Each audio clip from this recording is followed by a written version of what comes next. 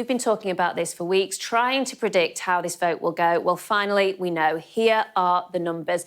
330 MPs voted in favour, 275 against, 46 MPs didn't vote, 1 MP abstained by voting for and against. That's a majority of 55, bigger than some were predicting, but not overwhelming. So let's see the political breakdown, and you can see a huge chunk of the MPs in support are Labour. The Conservatives split quite differently. You can see a majority of them against. The Liberal Democrats, they were the biggest supporters of this bill.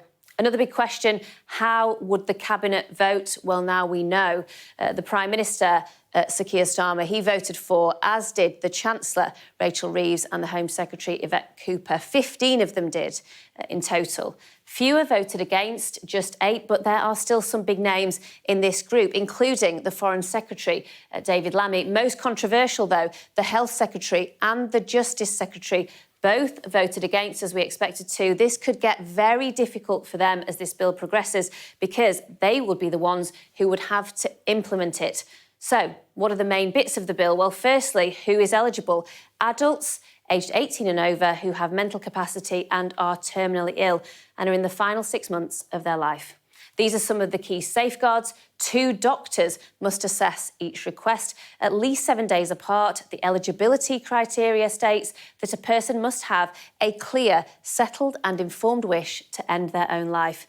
And finally, the legal bit, new offences will be created to stop people being coerced at every stage of the process, either the first or second declaration that they want to die, or at the point where they self-administer the approved substance that will end their lives.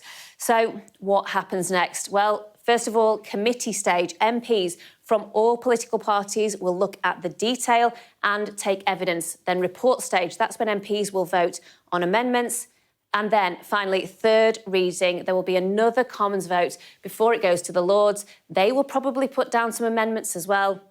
And at the end of all that, there will be one final vote before, if the bill passes, it gets royal assent and becomes law. We don't know how long any of this will take, but it will probably happen over the next 6 months to a year. So even though today felt like a huge moment, it's just the first step on what will be a long and unpredictable process.